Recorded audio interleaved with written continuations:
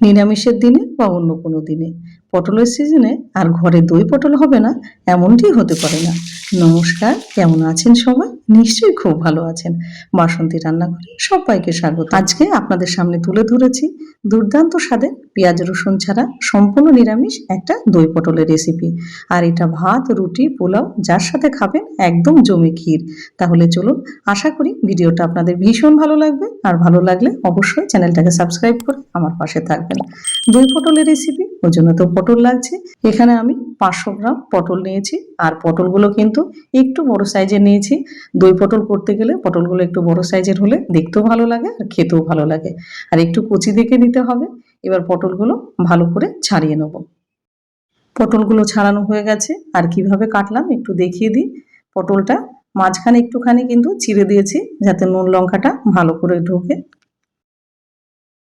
আর প্রত্যেকটা পটলই কিন্তু একইভাবে মাঝখান দিয়ে এরকমভাবে চিড়ে নিয়েছি। তাহলে চলুন এবার রান্নাতে চলে যাওয়া যাক। প্রথমে এখানে একটা কড়াই বসিয়ে এবার কড়াইটা গরম হলে দিয়ে দিলাম খানিকটা সর্ষের তেল। আর এই রান্নাটা কিন্তু পুরোটাই সর্ষের তেলে করব। এবার তেল ভালো করে গরম করে নিতে হবে। তেল ভালোভাবে গরম হয়ে গেলে এবার দিয়ে দেবো পটলগুলো। আর এখানে আমি 500 পটল দিয়ে আজকে দই পটল করে দেখাবো। আপনারা সেখানে কোয়ান্টিটি বেশি বা কম সেখানে করতে পারেন লোক সদস্য বুঝে।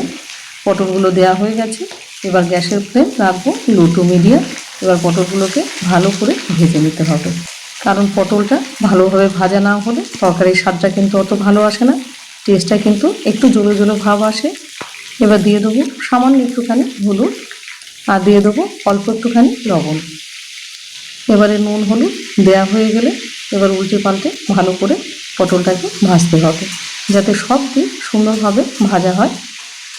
এবার একটু নাড়াচাড়া করার পরে এবার এটা মোটামুটি 5 থেকে 6 মিনিটের জন্য একটু ঢাকা দিয়ে দেবো।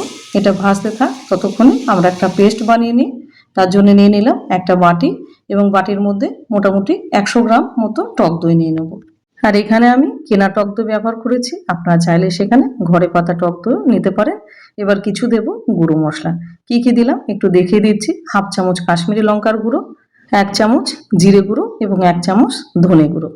আর তার সাথে দিয়ে দেবো অল্প একটুখানি হিং,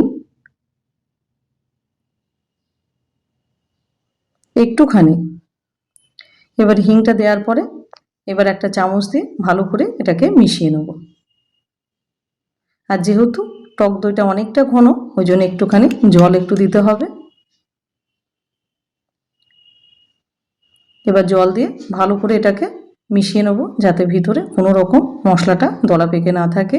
এবার মেশানো হয়ে গেলে এবার এটাকে এক সাইডে রেখে দেবো। এবার এটাকে এক সাইডে রেখে দিয়ে আমাদের আর একটা মশলা করে নিতে হবে।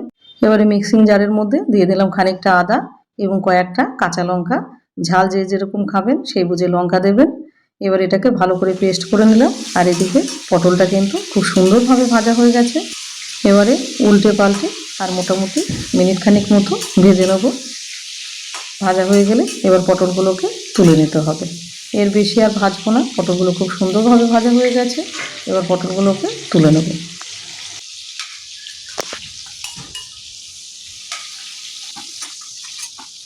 এবার পটলগুলো তোলা হয়ে গেলে ওই তেলে দিয়ে দেবো ফোড়ন, একটা তেজপাতা, একটা শুকনো লঙ্কা, একটা এলাচ এবং কিছু লং। এবার ফোড়নটাকে একটুখানি ভেজে নিতে হবে যতক্ষণ না একটা সুন্দর গন্ধ বেরোচ্ছে।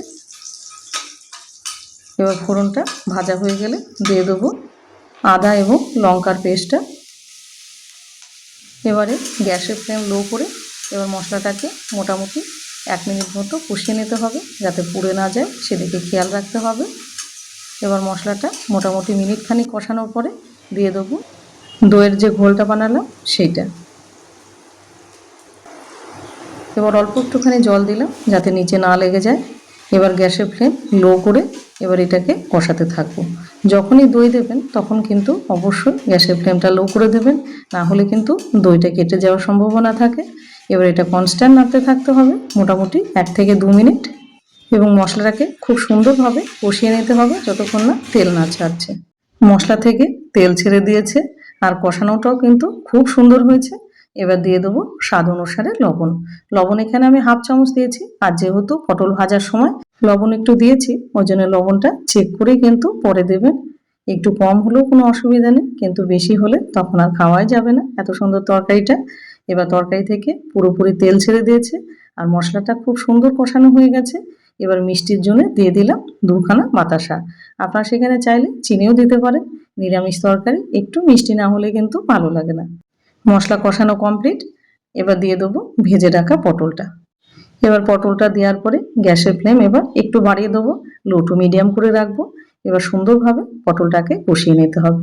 তো নিরামিষের দিনে আপনার বাড়িতে যদি কোনো অতিথি আসে, আপনি চোখ বন্ধ করে এইরকম একটা দই পটলের রেসিপি আপনি তাকে খাওয়ান, খাওয়ার শেষে কিন্তু সে রেসিপি নিয়েই তবে ছাড়বে, কারণ এটা এতটাই খেতে ভালো হয়। আর এটা ভাত, রুটি, লুচি, পরোটা যা দিয়ে খাবেন তাই দিয়ে কিন্তু ভীষণ ভালো লাগে। এবার মিনিট খানেকের জন্য ঢাকা দিয়ে দিলাম। আর এটা কষানোর সময় একটু বারে বারে নাড়তে হবে, খেয়াল রাখতে হবে নিচে যেন না লেগে যায়, কারণ নিচে লেগে গেলে কিন্তু এটা আর খেতে ভালো লাগবে না। আর গরমের দিনে অনেকেই আছে পেঁয়াজ রসুন কিংবা মাছ মাংস খেতে অত ভালোবাসেন না, তাদের জন্য এটা তো একদম বেস্ট রেসিপি। আর কিচ্ছুটি লাগবে না এইরকম একটা পটলের রেসিপি থাকলে। এবার দিয়ে দেবো অল্প একটুখানি জল। জল দেওয়ার পরে এটাকে ঢাকা দিয়ে দেবো মোটামুটি 3 থেকে 4 মিনিটের জন্য।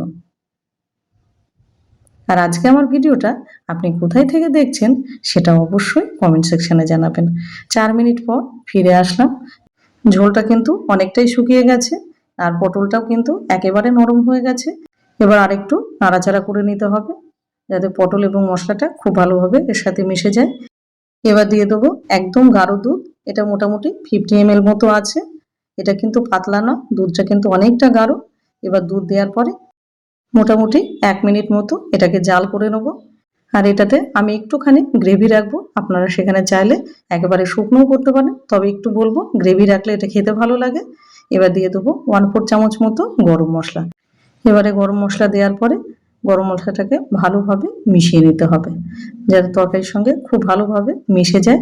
আহা, তরকারির গন্ধে সারা হেসেল আমার মোমো করছে, এত সুন্দর গন্ধ বেরিয়েছে। এবার একটু নাড়াচাড়া করে গ্যাসের ফ্লেম অফ করে দেবো। এবার পরিবেশন করে দিন গরম গরম ধোয়া ওঠা ভাতের সাথে। নিরামিষের দিনে সম্পূর্ণ পেঁয়াজ রসুন ছাড়া এরকমভাবে দই পটলের রেসিপি। আহা, দেখেও শান্তি, খেয়েও শান্তি। তাহলে আর দেরি কেন, ঝটপট বানিয়ে ফেলুন। ঘরে যদি পটল থাকে এইরকমভাবে দই পটলের রেসিপি।